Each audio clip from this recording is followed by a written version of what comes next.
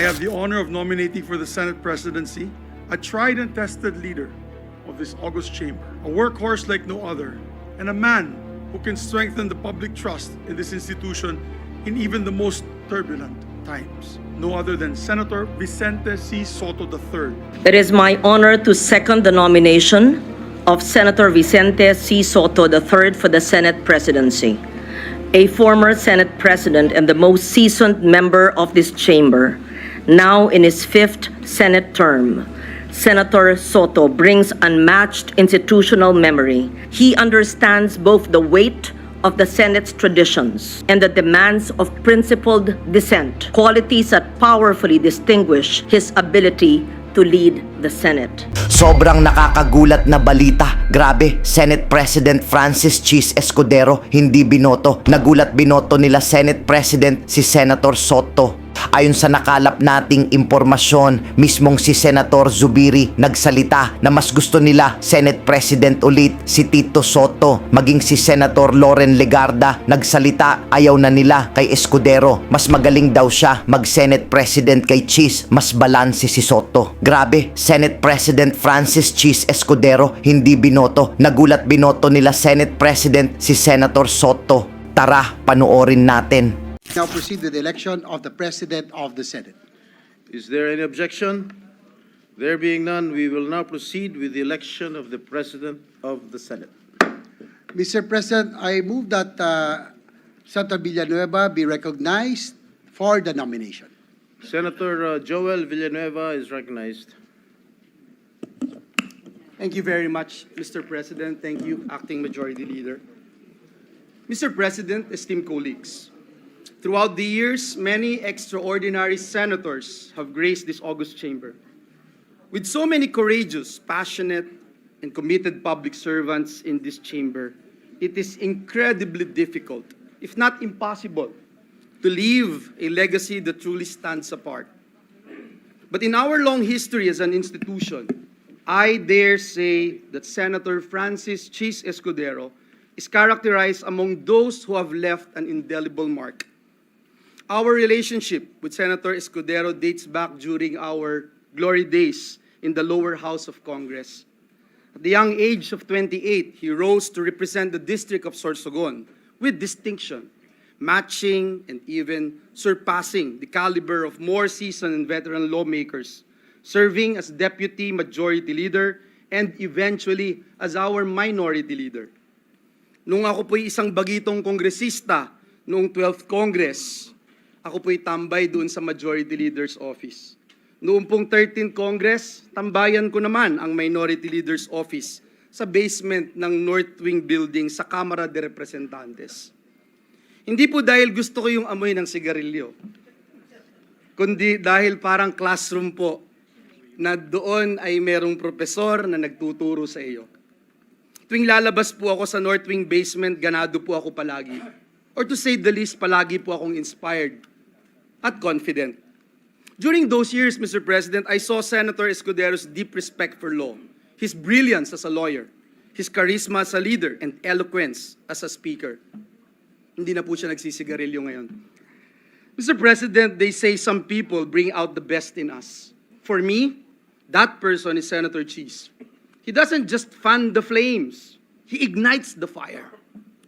Here in the Senate, Senator Escudero has established a legacy that leads with courage, clarity, and an unwavering commitment to public service. In committee work, he has been known to cut through the noise and focus on solutions. Whether in bill and budget deliberations or oversight hearings, his grasp of detail and sense of justice remain uncompromising, Mr. President. Although he assumed the Senate presidency midstream, Senator Escudero did not settle for less. And numbers don't lie. Under his leadership, a historic, Mr. President, a historic 216 laws were passed during the 3rd regular session. This is a proof of his outcome-focused mindset and ability to sometimes micromanage. But the opinion of the Filipino people about the Senate is also an important measure. According to the latest Pulse Asia survey in June, more than half or 53% of those surveyed are satisfied with the Senate's performance, an 8 percentage point increase from 45% in March of 2024. When challenges come, Senator Escudero stands firm, facing them with political maturity and discernment. He even patiently answers endless, repeated questions from our friends from the media, even from his critics. Not to grandstand, but to enlighten. During a time when our institution was under attack because of conflicting views on impeachment, he stood his ground and guided the Senate in the right direction. Napakarami pong sinalag ni Senator Escudero para protektahan ang ating minamahal na Senado. Hindi po madaling harapin, Ginoong Pangulo, ang mga mapanghusgang mga komento, masasakit na mga batikos ng ilang mga kritiko, at minsan mga below the belt na pag-aatake, lalo na po sa social media. Pero hinarap niya po ito ng may tapang, subalit, sa paraang mahinahon, matalino, at marespeto. At sa inilabas po na desisyon ng Korte Suprema tungkol sa impeachment, ang tanong, Ginoong Pangulo, hindi pa po ba klaro na tama ang landas kung saan dinala ni Senator Escudero ang buong Senado? Hindi po tayo nagmadali, hindi rin naman natin inupuan ang impeachment, subalit sa isang sama-samang desisyon binigyang gabay ng ating SP na panatili natin ang moral high ground ng Senado. Sa ganito pong mga pagkakataon ko po nadama ang lubos na pagmamalaki sa ating institusyon, Ginoong Pangulo, at maging lalong proud bilang miyembro ng Senado ang makagawa ng tamang desisyon para sa ating mga kababayan. In all humility, Mr. President, I can say that when Senator Escudero ran for Vice President in 2016, I could not support him. Because we belong to different parties, Mr. President. When he aimed for Senate presidency, I did not support him then either. Aaminin ko po, Mr. President, wala pong direktang suporta na nakuha sa akin si Senator Escudero sa mga nakaraang laban niya sa politika. So bakit po si Senator Chis Escudero? Dahil bukod po sa hindi nawala ang tiwala niya sa atin, hindi po niya tayo nakalimutang i-mentor, i-challenge, i-inspire. He truly brings out the best in us. Higit sa lahat, klaro po ang mga gusto niyang ma-accomplish. Sa kabila po ng ingay sa politika, ang gusto lang po niya ay work. I join his cause and I believe Senator Chis can bring out the very best in the Senate this 20th Congress. Therefore, Mr. President, I nominate the good gentleman from Sorsogon, Senator Francis Chis Escudero, as our Senate President. Thank you and may God bless us all. Thank you, Senator Joel Villanueva, the Acting Majority Leader. Yes, Mr. President, I ask that Senator Gatchalian be recognized for his seconding nomination. Senator Sherwin Gatchalian is recognized. Maraming salamat. Magandang umaga po sa lahat. Noong 19 Congress po, nagkaroon po ako ng pagkakataon at oportunidad na makatrabaho po si Senate President Chis Escudero.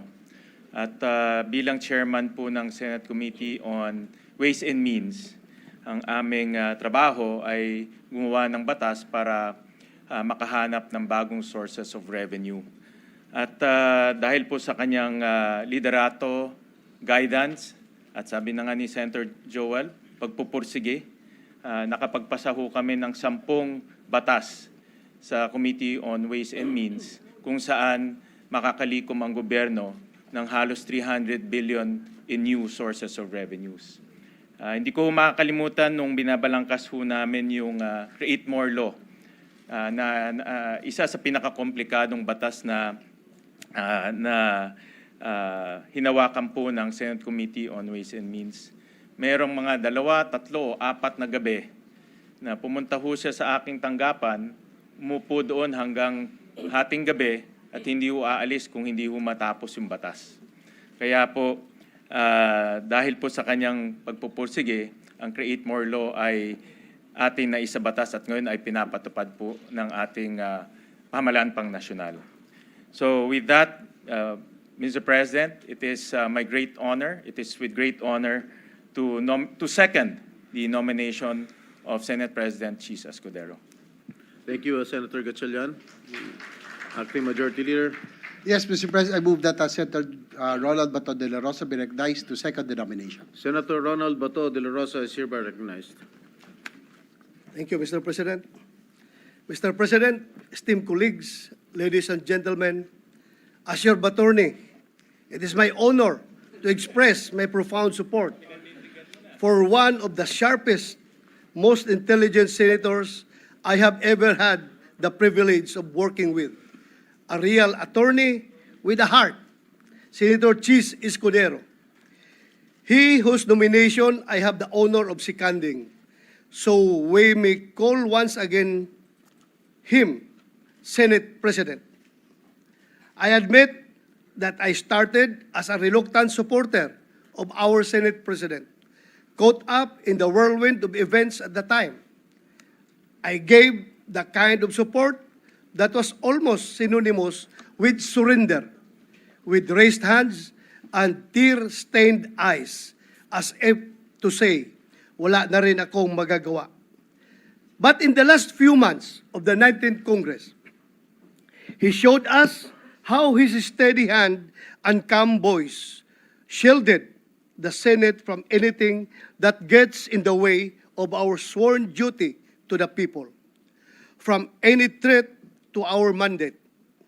Whether or not it is a coincidence that Escudero means shield bearer, I do not know. But of this, I am sure, Senator Chis has more than lived up to his name, safeguarding the Senate. In Senate President Escudero, we find exactly a leader who stands firmly at the forefront, ensuring that amid political fires, the Senate remains to be a body of still water that runs deep, reflective of the views and interests of the people. However, unlike a cold metal shield, his leadership warms our heart. With his almost transcendental adeptness, he comes up with a compassionate solution that works for all parties, especially for the Filipino people. And now, as I offer my support, once again, it is no longer an act of defeat or surrender. No longer to say, wala akong magagawa. Instead, it is one of conviction. We are making the right decision. The shield-bearer leader with a heart is the right choice.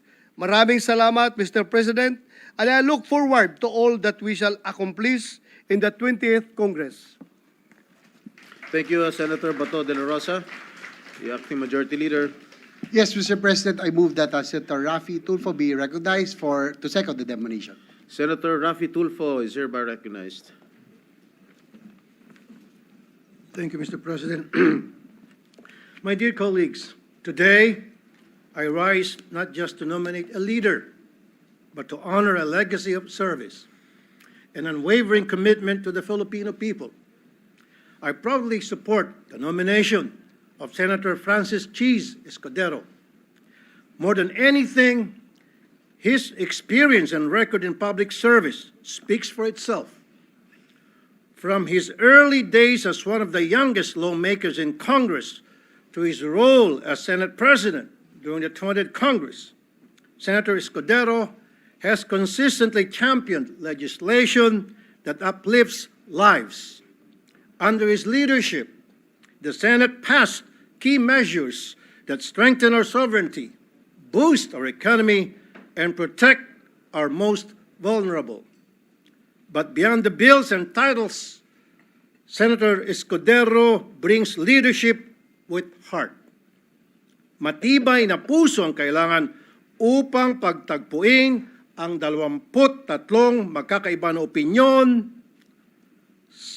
dito sa Senado at ibalanse ang mga ito sa direksyon na nais tahakin ng ehekutibo. He may have faced criticism for some decision taken as Senate President, but he made sure that those decisions were backed by sound reason and solid legal basis. As a leader, he was able to handle 23 hard-headed and strong-willed individuals with 23 different advocacies and opinions. Kaya naman, malaki ng respeto ko sa trabaho ng isang Senate President. So today, with full confidence in his ability to lead, to listen, and to deliver, I nominate Senator Francis T. Escudero because our nation deserves nothing less. Thank you. Thank you, Senator Raffy Tulfo. Majority Leader. Yes, Mr. President, I move that Senator Juan Miguel Zubiri be recognized for his nomination. Senator Juan Miguel Mig Zubiri is hereby recognized. Thank you very much, Mr. President. Akala ko mali din yung pangalan ko. You read it right. Dear my dear colleagues, I have the honor of nominating for the Senate presidency a tried and tested leader of this august chamber, a workhorse like no other, and a man who can strengthen the public trust in this institution in even the most turbulent times. No other than Senator Vicente C. Sotto III. Senator Sotto's track record speaks for itself. He's a veteran among veterans, beginning his career in public service as Vice Mayor of Quezon City in 1998, during which time he established the Vice Mayor's League of the Philippines, and by 1992, he began his first term in the Senate. He has been a hardline anti-drug champion throughout his public service career, spearheading the passage of the Comprehensive Dangerous Drugs Act of 2002 and the Anti-Drunk and Drug Driving Act of 2012. In the realm of the executive, he also served as the chairman of the Dangerous Drugs Board in 2008 before his return to the Senate in 2010. Other notable laws to his name are the Juvenile Justice and Welfare Council Act, the Children's Emergency Relief and Protection Act, the National Athletes Coach and Trainers Benefits and Incentives Act, and the Motorcycle Crime Prevention Act, as well as the Bayanihan to Heal As One Act and the Doktor Para sa Bayan Act. Throughout his 24 years in the Senate, as a testament to his great skill as a leader and a consensus builder, he has gained the trust of various sets of senators to serve as Majority Leader, as Deputy Minority Leader, and ultimately as Senate President. Having served in various leadership roles in the Senate, Senator Sotto perhaps has developed a deep understanding of our rules and traditions, and more importantly, the gravity of upholding them. He does not just know our rules inside out, he also knows what chaos and instability will ensue if we fail to honor them. The Senate stands for more than just a legislative function. It stands for the very best of our nation's democratic ideals. And as Senate President, Senator Sotto was a traditionalist in the very best sense of the word, protecting the Senate's stand and legacy as a nation's last bastion of democracy. He led, and I'd like to add for the record that there was one time that his leadership was challenged because of his role of protecting each and every chairman, to allow each and every chairman the leeway to act in accordance to their committee structure and the ideals of their committee. And he never meddled with these traditions of the Senate. No. As a traditionalist, he's protecting always the Senate's standing and legacy as the nation's last bastion of democracy. He led with fairness and transparency and led as primus inter pares, first among equals. Walang linalamangan, ika nga. Under his leadership, the Senate had a healthy spirit and exchange of debates between the members. But also a spirit of unity that inspired trust and confidence in the Filipino people. As his majority leader during his term as Senate President, I have seen firsthand his commitment to this institution and how he led by example. For instance, he was always present and on time, walang absent. If there's anyone in this institution that claimed the perfect attendance, it is him as well since the start of his legislative career, together with myself since 1998. I guess with him it's 1992. To show his commitment to the institution as a legislator, he led definitely by example. For instance, Even during the time of COVID, we were all online, Mr. President. All of us were online. I was in Cagayan de Oro as Majority Leader because there was a lockdown. Senator Sotto, Mr. President, was present all the time in the session floor, in the exact podium where the presiding officer is sitting right now. To be able to open session, even at an elder age, he was a senior citizen. He was not afraid to come to the Senate and to start the sessions in that podium, Your Honors. Ikaw na lang ang mahihiya pag naunahan ka niya sa session hall pag kayo'y late. And I'd like to give a short anecdote on that. As a matter of fact, those days, I would be late sometimes. As many of you know, sometimes I'm late for my meetings. But as Majority Leader, the Senate President Sotto would always start session at 3 p.m., regardless if we were here or not. And I could recall a few times, he would start session at 3 p.m. and suspend to await my arrival. Siyempre, nakakahiya po yan. And I learned my lesson not to be late anymore. It was quite embarrassing, actually. But that was Senator Sotto. He was a stickler for the rules and traditions. At bilang Senate President, lagi siyang handa para sa lahat na nangyayari at mangyayari sa Senado. From the day-to-day grind of legislative meal to the long-term timelines for our priority measures. Ika nga, walang trabahong malit at walang problemang malaki para kay Senator Sotto. Tito Sen was on top of everything and the Senate functioned smoothly under his guidance. So my dear colleagues, let us elect a leader who can help the Senate rise above the noise and establish itself once again as an institution dedicated to nothing but the best interests of the Filipino people. Let us elect Senator Vicente C. Sotto III as our Senate President. Maraming salamat po at mabuhay ang Senado. Thank you, Senator Migs Subiri, Majority Leader. Yes, Mr. President, I move that Senator Lauren Legarda be recognized to second the nomination. Senator Lauren Legarda is recognized. Thank you, Mr. Presiding Officer. It is my honor to second the nomination of Senator Vicente C. Sotto III for the Senate presidency. A former Senate President and the most seasoned member of this chamber, now in his 5th Senate term, Senator Sotto brings unmatched institutional memory and legislative experience, as well as a firm grasp of the discipline and the decorum that this august institution demands. He understands both the weight of the Senate's traditions and the demands of principled dissent, qualities that powerfully distinguish his ability to lead the Senate. I was in my first term in 1998 till 2004.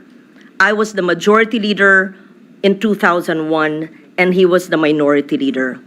Fast forward on my third term, he was a Senate president for many years, and I was his trusted chairman of the Committee on Finance.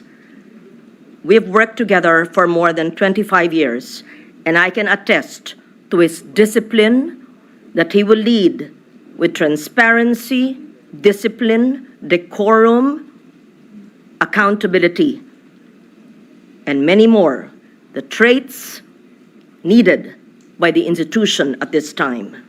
This designation affirms our commitment to a Senate that is discerning and grounded in democratic principles, engaging in the work of legislation with integrity, transparency, accountability, and independence. Thank you, Mr. President. Thank you, Senator Lauren Legarda, Majority Leader. Mr. President, there are no other nominations. I therefore move that we close the period of nomination and proceed to vote for the position of the President of the Senate. Is there any second? Senator Alan, Peter?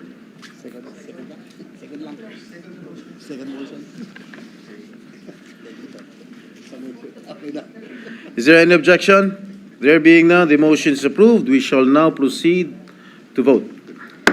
Roll call vote, the Honorable Senator Aquino, Senator Cayetano Alan, Senator Cayetano Pia, Senator De La Rosa, Senator Escudero, Senator Ejercito, Senator Estrada, Escudero, Senator Gatchalian, Senator Go, Senator Hontiveros, Senator Lacson, Senator Lapid,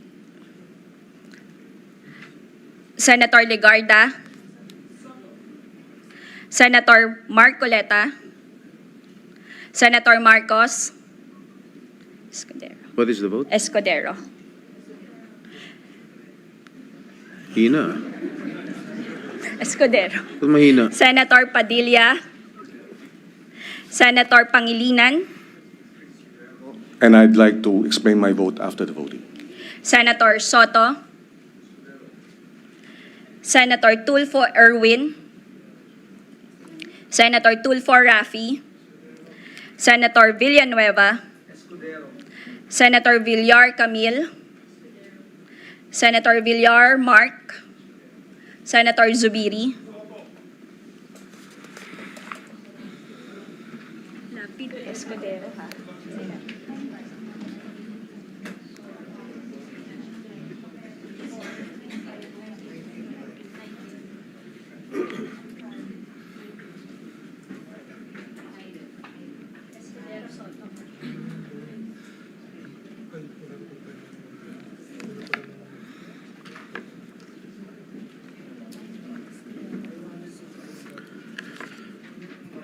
There are 19 votes in favor of Senator Francis Chis Escudero and 5 votes in favor of Senator Vicente Sotto. Senator Francis Chis Escudero is therefore elected President of the Senate. Senator Francis Pangilinan. Thank you, Mr. President. Congratulations to Senate President Escudero, maybe. Mr. President, fellow senators, please allow me to explain my vote. Please proceed. In the last 2025 elections, despite what critics said was a campaign headed for defeat, we defied the odds and pulled off a come-from-behind win and landed in the top 5. Starved of much-needed resources, our ragtag team of mostly volunteers fought tooth and nail, tao sa tao, mano a mano, house to house, SOCMED account by SOCMED account. It was a bruising, hard-fought victory, and we campaigned daily for over 6 months throughout the country under one banner. Pababain ang presyo ng bigas at pagkain, palakasin ang hanay ng magsasaka, mangingisda at agrikultura. It is a banner I know well. For over 15 years now, I have carried it in the legislative branch as chairperson of the Agriculture Committee from 2010 to 2013, and then again from 2016 to 2017. In 2014 and 2015, I carried it more forcefully in the Executive Department as Food Security Secretary, heading the critical agencies such as, and namely, National Food Authority, National Irrigation Administration, Philippine Coconut Authority, and the Fertilizer and Pesticide Authority. In a period of just 1 year during our stint, with the full backing of former President Aquino, we won a major battle for the Filipino people. Panalo ang kababayan natin dahil natigil natin ang pagtaas ng presyo ng bigas at napababa pa ito ng hanggang 3 piso kada kilo sa loob lamang ng isang taon.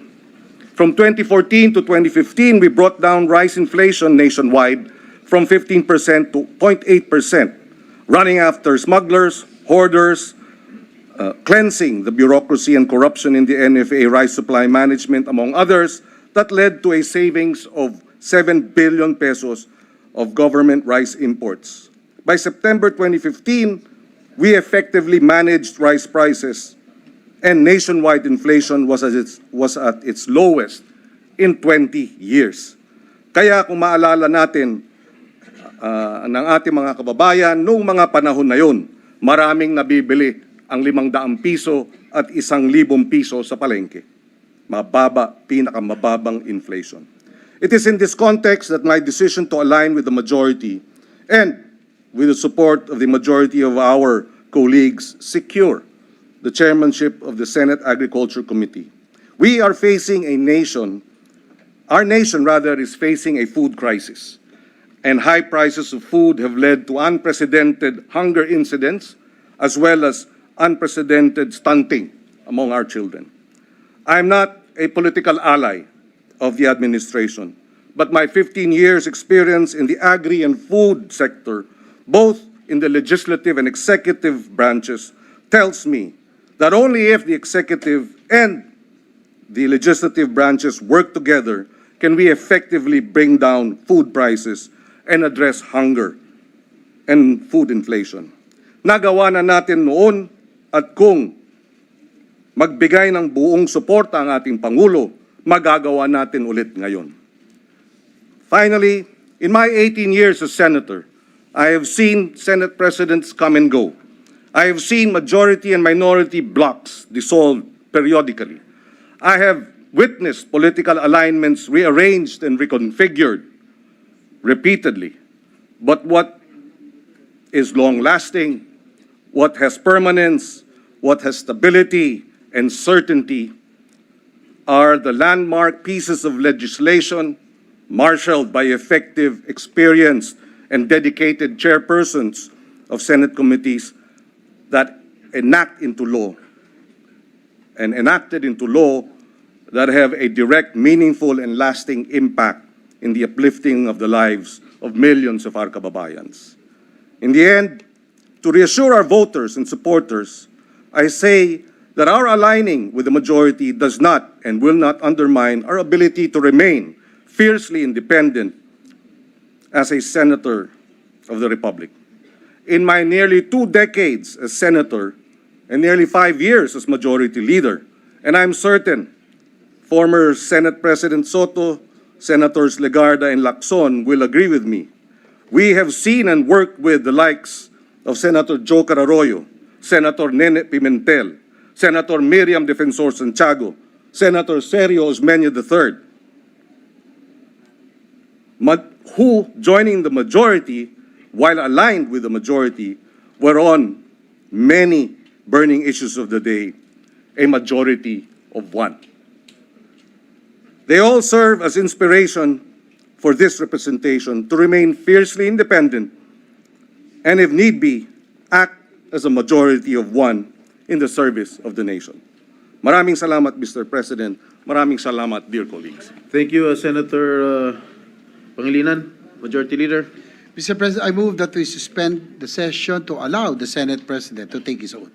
Is there an objection? Hearing none, session is hereby suspended.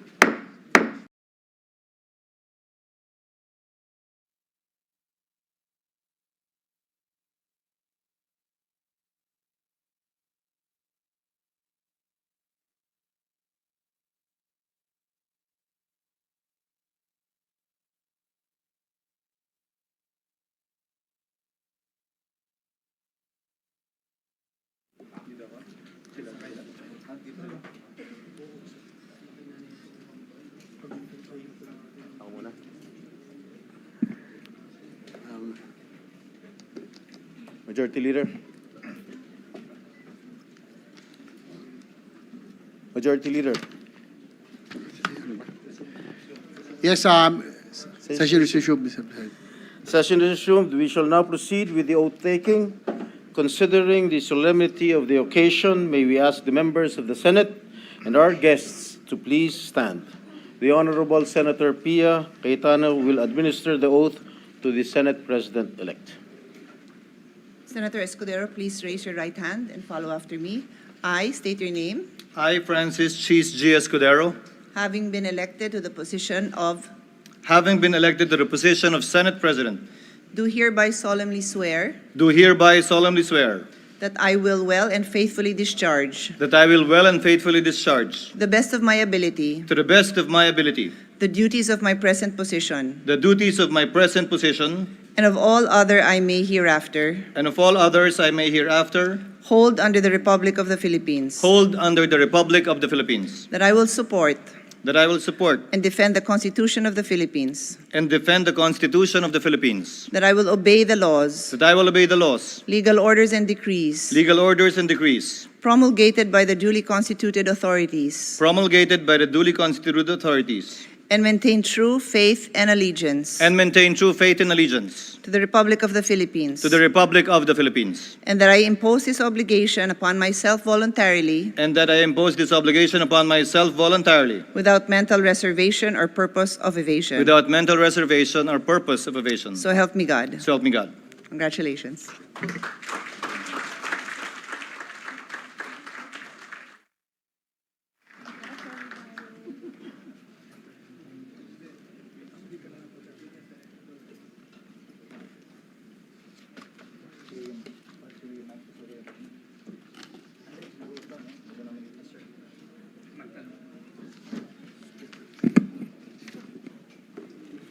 Majority Floor Leader. Mr. President, the Senate will now elect the Senate President pro tempore. May I ask this Senator Ronald Bato de la Rosa be recognized to make the nomination. Senator Bato de la Rosa is recognized for his nominating speech. You may proceed, sir. Thank you, Mr. President. It has been said time and again that when it comes to politics, there are no permanent friends, no permanent enemies, only permanent interests. But, Mr. President, the man I have the honor to nominate for the position of Senate President pro tempore proudly stands as a challenge to that statement. My friend, Senator Jinggoy Estrada. Mr. President, I am not nominating him for the position out of friendship alone. He has proven himself more than capable of leading this institution as its second highest official. In fact, he has been trusted with the same position in 2007, 2013, and once more in 2024, serving faithfully until the end of 19th Congress.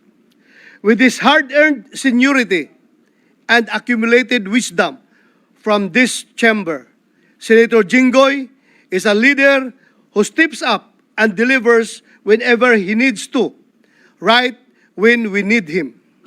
He sees beyond political colors and alliances. Being in politics, what Senator Jinggoy shows us is that it is also in our best interest to be true in our dealings, transcending our self-imposed boundaries. If only interests are permanent in his life, Mr. President, then we ought to follow the example of Senator Jinggoy and treat authentic friendship as an interest. Together, we shall pursue what is best for all of us. This is his brand of leadership, and it is one that I can definitely stand behind. Back then, I had the duty of guarding and ensuring the safety and security of Senator Jinggoy while he was vacationing at the PNP Custodial Center. I can personally attest to the impeccable character of his person. Wherever chamber he may be in, his body may have been imprisoned, but his ideas and aspirations for the poor remained free. Sorry. Paulit-ulit, lagit-lagi, kagaya ni Pangulong Irap, para sa masa, para sa mahirap. As he himself puts it, he is indeed a man of conviction. It is therefore my honor, Mr. President, to nominate, once again, be our Senate President pro tempore, Senator Jinggoy Estrada. Majority Floor Leader. Mr. President, there are no other nominations. I therefore move that the period of nominations be closed for the position of Senate President pro tempore. Any objection to the motion? Hearing none, period of nomination for the position of Senate President pro tempore is hereby closed, and there being no other candidate, Chair hereby proclaims Senator Jinggoy Ejercito Estrada as having been elected Senate President pro tempore. May I request Senator Estrada to kindly ascend the rostrum and take his oath. May I also request his family to join him here at the rostrum.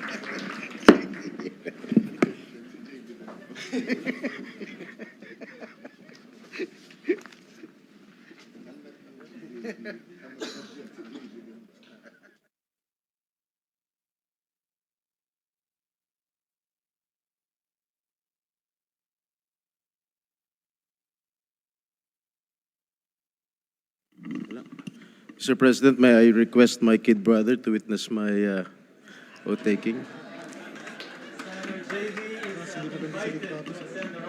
Join his brother.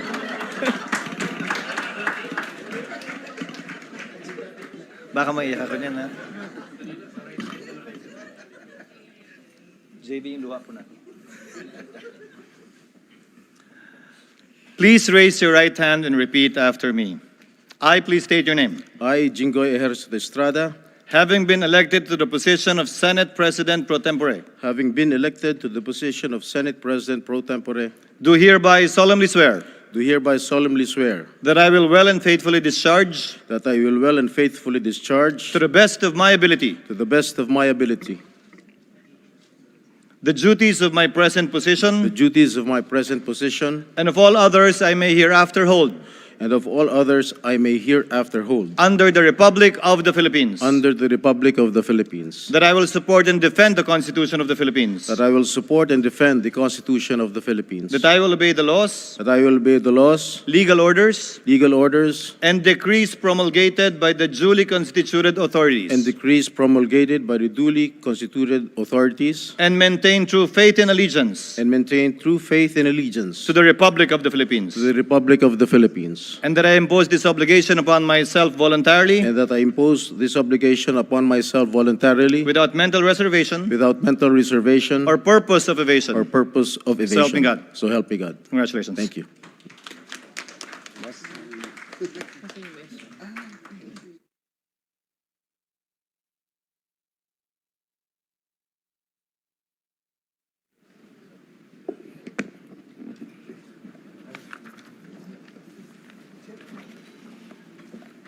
Majority Floor Leader.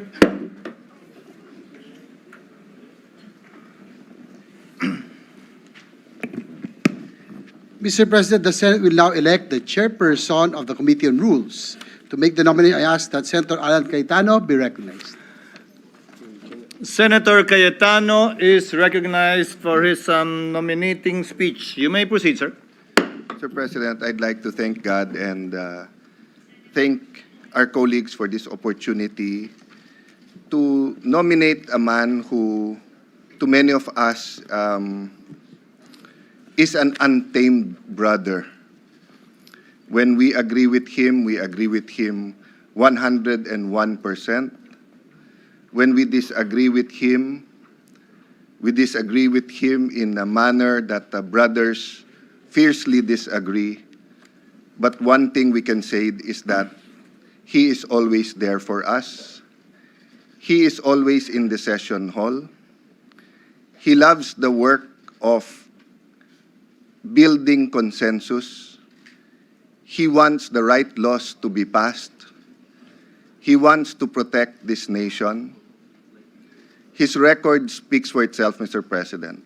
So, Mr. President, it's a great privilege to be one of those who will nominate, but also to ask our people to not only look at present news, social media,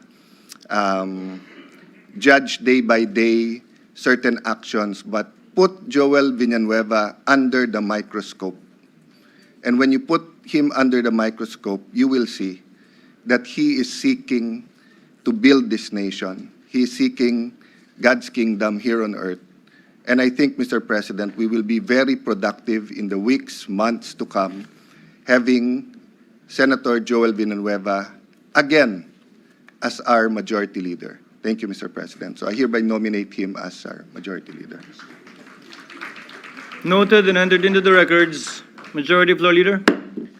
Mr. President, I move that we close the period of nomination. Any objection?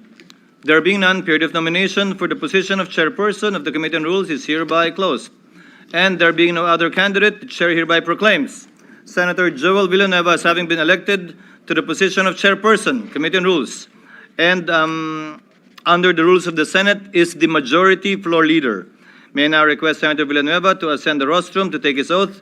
May also request his wife and family members to join him in the rostrum.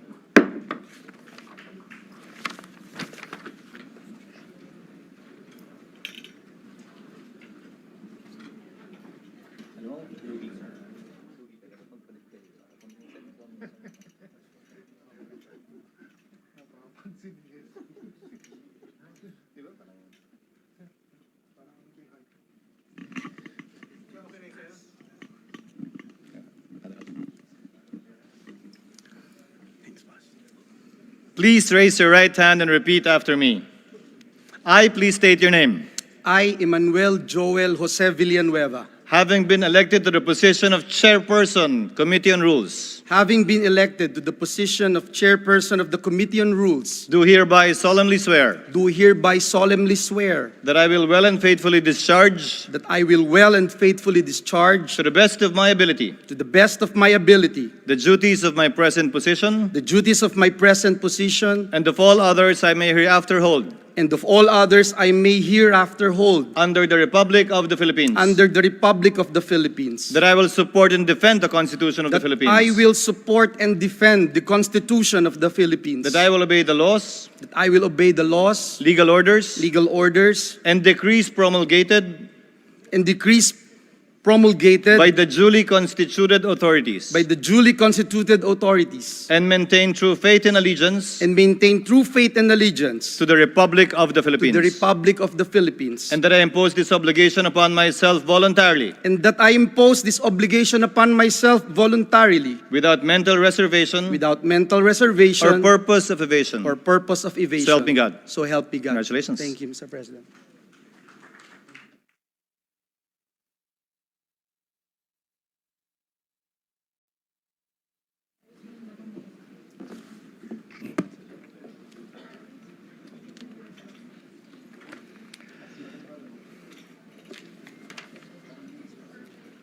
Majority Floor Leader.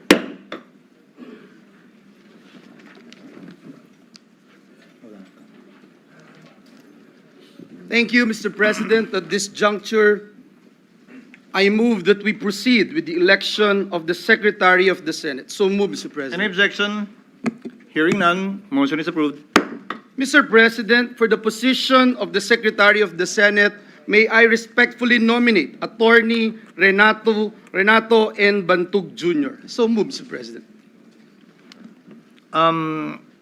Attorney Renato N. Bantug Jr. is hereby nominated. Are there any other nominees? Mr. President, there are no other nominations. I therefore move that the period of nomination be closed. I so move. Any objection? Chair hears none. Motion is hereby approved. There being no other candidate, Attorney Renato N. Bantug Jr. is hereby elected as Secretary of the Senate, the oath taken to take place after the session. Majority Leader. Thank you very much, Mr. President. Mr. President, at this juncture, I move that we now proceed with the election of the Sergeant at Arms. Any objection? Hearing none. Motion is approved. Mr. President, may I move that we recognize Senator Bato de la Rosa for his nomination. So move, Mr. President. Senator De La Rosa is recognized for his speech nominating the Senate Sergeant at Arms. You may Thank you, proceed, Mr. sir. President. Mr. President, I hereby nominate retired Police Major General Mau Aplaska as our Sergeant at Arms. Mr. President, I know personally General Aplaska since we were both members of Philippine Military Academy, class of 86, but unluckily, he graduated in 1987. While our outgoing Sergeant at Arms, General Angkan, Bob Angkan, took a bullet for me when we were ambushed in the Compostela Valley Province when I was the provincial director and he was the brigade commander. General Mau Aplaska helped me graduate from the Philippine Military Academy and surpass our plebhood because we were both coming from the provinces of Davao and we both didn't know how to speak Tagalog when we were in the PMA. So wala pa ako ibang makausap, Mr. President, kundi yung kabayan ko na Bisaya na taga Davao, and he helped me a lot in our plebhood. And Mr. President, it is my honor to nominate once again retired Police Major General Mau Aplaska to be our Sergeant at Arms. Thank you, Senator De La Rosa. Majority Floor Leader. Mr. President, there are no other nominations, and therefore I move that we close the period of nomination. So move. Any objection? Hearing none. Motion is approved. There being no other candidate, Police Major General Mau Renada Aplaska is hereby elected as Sergeant at Arms of the Senate. Again, the oath taken to follow after the session. Majority Floor Leader. Mr. President, we are ready to hear the address of the Senate President.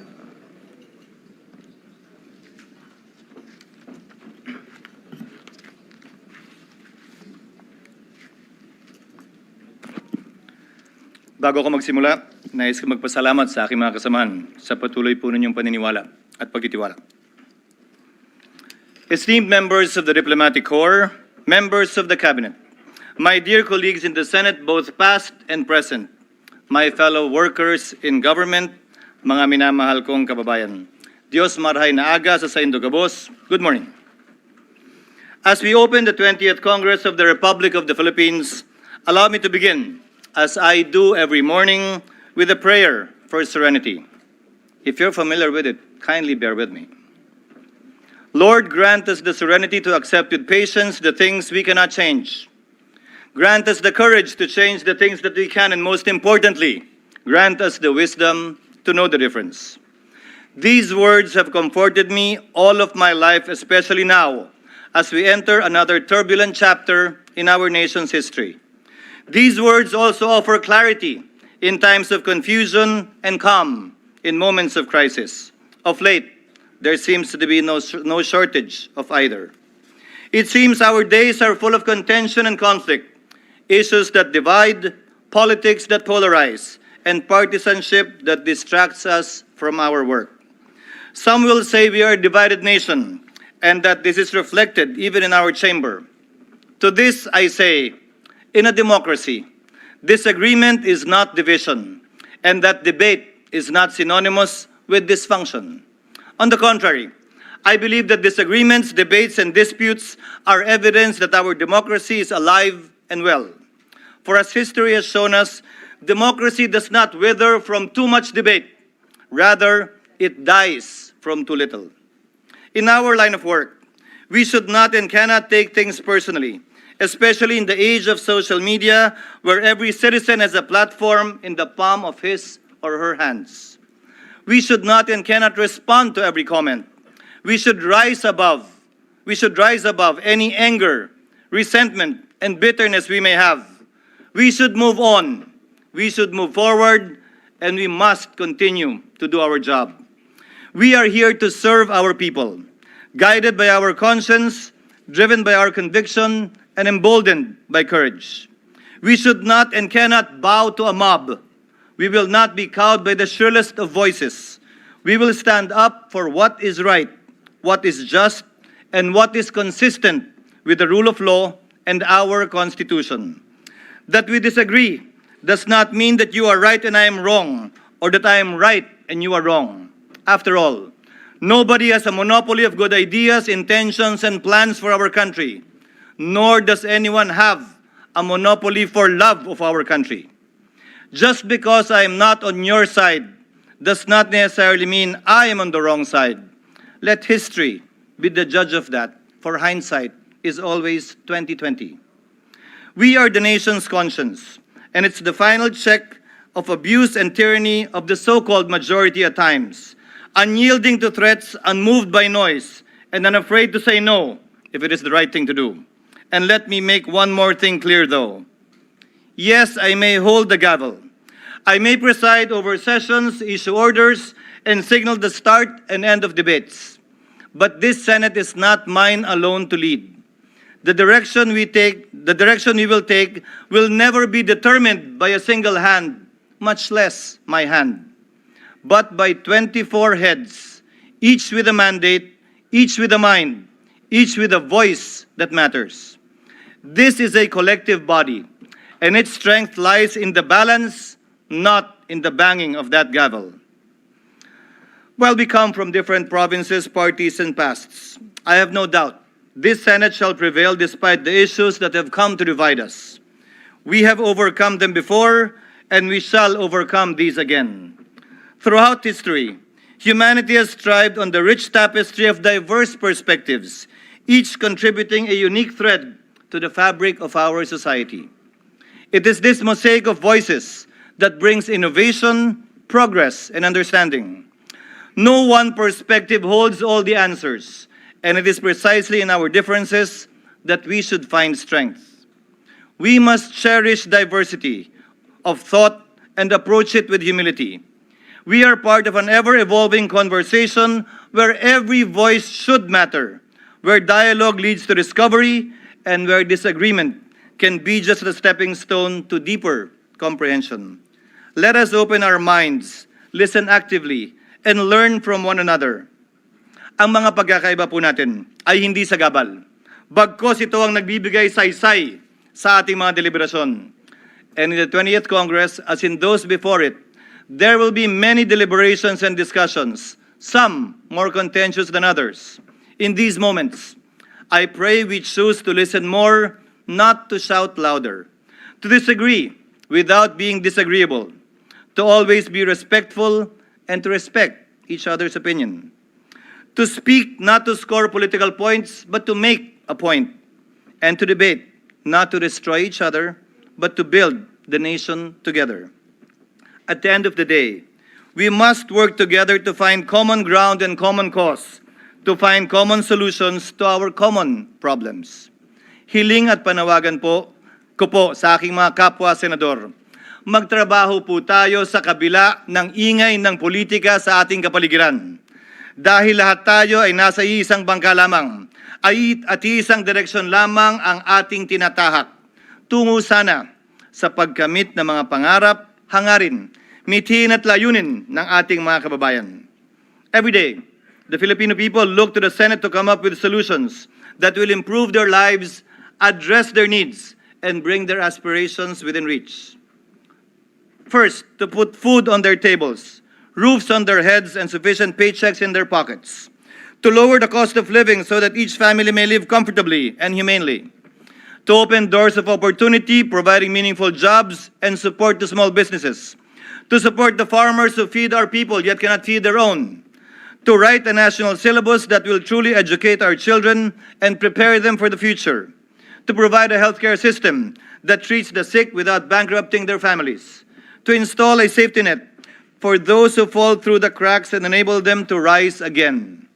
To safeguard our streets from the influence of drugs and crime, protect our rights, and ensure that justice is accessible and served swiftly and fairly for all.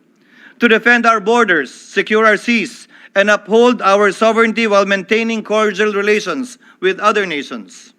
To protect our environment, adapt to climate change, and shield our people from the ravages of natural disasters. To fight graft and corruption, restore dignity and efficiency in public service, and reform our politics. And, last but not the least, to lay the foundations, both physical and legal, that will ensure that every Filipino partakes in the bounty of development. Ultimately, every act we take, every law we make, must pass a single test. Makakatulong ba ito sa ordinaryong Pilipino? This is our duty. This is our mandate. At inuulit ko po, magtrabaho tayo. My dear colleagues, noong nagdaang halalan, iba't ibang kulay ang dinala natin. Pula, asul, dilaw, berde, puti, kahel o rosas. But as we all know, the elections are over and the last ballot has been counted. For the sake of our people, it is time we trade the colors of our campaigns for the colors of our country. In place of the colors that divide us, let us embrace the colors that truly matter.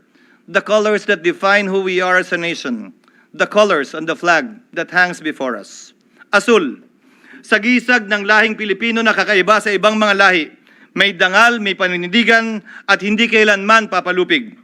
Puti, sagisag ng pagkakapantay-pantay ng bawat Pilipino at katarungan para sa lahat.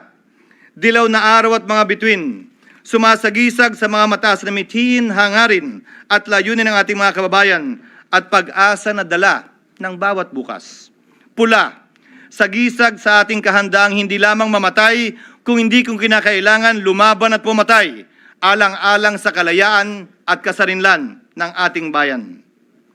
Our flag has endured war and occupation, dictatorship and disaster, revolution and crisis, and still it continues to fly in the hearts and minds of our people. It stands before us now, not as a mere symbol, but a solemn reminder of the country that we serve, the people we represent, and the duty we have sworn to fulfill. Isa siyang paalala, Hindi tayo nandito para sa sarili nating interes o interes ng isang partido o individual. Isa po siyang paalala na nandito tayo para maglingkod, buong dangal, buong puso, at buong katapatan para sa ating minamahal na inang bayan. Let us carry out this collective duty with humility, integrity, and purpose as we begin this new chapter of the Senate together. Isa pong malaking karangalan para sa akin ang makausap po kayo sa umagang ito at manilbihang muli bilang tagapangulo ng Senado sa okasyon ng pagbubukas ng ika-20 Kongreso. Sa muli po, magandang umaga at naway pagpalain po ng Diyos ang ating bansa at ang sambayanang Pilipino. Maraming salamat po.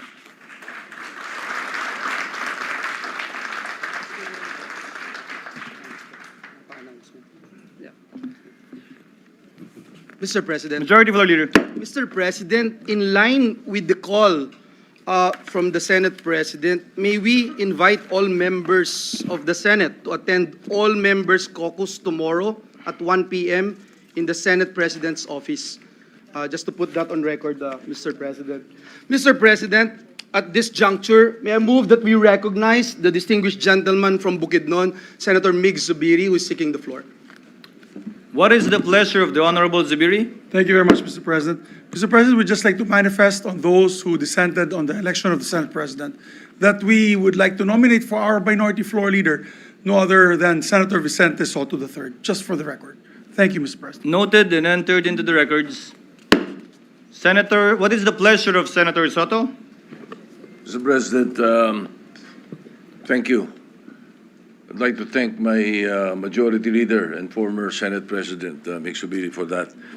I have been a gold soldier of this august body since 1992. And I am always honored by any position entrusted to me by my esteemed colleagues. So I pledge to perform the duties and responsibilities of being the Minority Leader. And just for the record, a reminder to all of us, Proverbs 3, verse 6. In everything you do, put God first, and He will direct you, and crown your efforts with success. Thank you, and congratulations, Mr. President. Thank you, Senator Sotto, and we look forward to engaging and working actively with the minority of this chamber. What is the pleasure of Senator Pangilinan? Yes, Mr. President, just a parliamentary inquiry. What is the parliamentary inquiry of the Honorable Pangilinan? Yes, Mr. President, we elected the chairman of the Committee on Rules. He went up the rostrum and took his oath as Majority Leader. Should we not give the same procedure with the Minority Leader? By tradition, the majority and the minority leaders are our officers. By tradition, it's not in our rules. And so perhaps and the tradition, I understand, of having the majority leader take his oath happened maybe two Congresses ago. I mean, to provide, I understand Senator Sotto, our minority leader, is declining, but to provide the minority the stature that they deserve. How the majority treats the minority is indicative of how there is parliamentary courtesy. I think it's courtesy to allow the minority leader, should he agree, to likewise take his oath. Senator Sotto is recognized. President. Thank you, Mr. President. Thank you very much to my favorite nephew-in-law. I thank you for that. But it grieves my heart to decline because when we elected Senator Frank Drilon as minority leader, we didn't ask him to take the oath anymore. So I can take the oath by merely saying that I will perform the duty of a minority leader. Thank you. Thank you, Senator Pangilinan. We thank Senator Pangilinan for his suggestion. Likewise, we thank the magnanimity of Senator Sotto. But for the record, Senator Sotto is correct. That has never been done before, especially given the fact that the minority leader is selected and not elected. but we can always establish a new tradition should the minority leader agree or any minority leader agree to do so at some future time. Just for the record, Mr. Yes. President, I observe this because not that I was disappointed, but I did not take my oath as majority leader when I was majority leader in 2004. So I suppose, again, traditions form part of our rules, precedents rather form part of our rules, and if that has been the precedent, that the majority leader takes his oath while the minority leader does not, we have no objections, Mr. President. Thank you, Senator Pangilinan. Majority Floor Leader. Yes, we thank Senator Pangilinan and again congratulate our minority leader, our esteemed colleague, our former Senate President, Senator Tito Sotto. Mr. President, at this juncture, I move that we adopt proposed Senate Resolution number 1. So move, Mr. President. Any objection? Hearing none, consideration of proposed Senate Resolution number 1 is now in order. Senate Secretary is directed to read the title only of the measure. Resolution informing President Ferdinand Romualdez Marcos Jr. that the Senate has been organized with the election of its officers, and that this body has entered upon the exercise of its functions for the first regular session of the 20th Congress of the Philippines. Majority Floor Leader. Mr. President, I move that we adopt proposed Senate Resolution number 1. Any objection? Hearing none. Motion is approved. Proposed Senate Resolution number 1 is hereby adopted. Mr. President, this juncture, I move that we consider proposed Senate Resolution number 2. So move, Mr. President. Any objection? Hearing none, consideration of the aforementioned resolution is now in order. Senate Secretary is directed to read the title only of the measure. Resolution informing the House of Representatives that the Senate has been organized with the election of its officers, and that this body has entered upon the exercise of its functions for the first regular session of the 20th Congress of the Philippines. Majority Floor Leader. Mr. President, I move that we adopt proposed Senate Resolution number 2. Any objection? Hearing none, proposed Senate resolution is hereby adopted. Mr. President, I move that we consider House Concurrent Resolution number 1. So move, Mr. President. Any objection? Hearing none, consideration of House Concurrent Resolution is now in order. Senate Secretary is directed to read the title only of the measure. Concurrent resolution providing for the Senate and the House of Representatives to hold a joint session to hear the message of the President of the Republic of the Philippines. Mr. President, I move that we adopt House Concurrent Resolution number 1. Any objection? Hearing none, House Concurrent Resolution number 1 is hereby adopted. Majority Leader. Mr. President, I move that we consider Senate Concurrent Resolution number 1. So move, Mr. President. Any objection? Hearing none, motion is approved. Senate Secretary is directed to read the title only of the measure. Concurrent resolution creating a joint committee of the Senate and the House of Representatives to notify the President of the Philippines that the Congress, now convened for its first regular session of the 20th Congress of the Philippines, is ready to hear the State of the Nation address in a joint session of both houses. Mr. President, I move that we adopt Senate Concurrent Resolution number 1. Any objection? Hearing none, Senate Concurrent Resolution number 1 is hereby adopted. Pursuant thereto, Chair hereby appoints the following to the Joint Notification Committee on the part of the Senate, namely, Senators Estrada, Villanueva, Ejercito, Cayetano, Alan, and our distinguished Minority Floor Leader, Senator Sotto. So ordered. Majority Leader. Thank you very much, Mr. President. Before we suspend the session, may we request our colleagues to remain at the session hall for the official pictorial. We advise the public not to enter the hall while the pictorial is ongoing.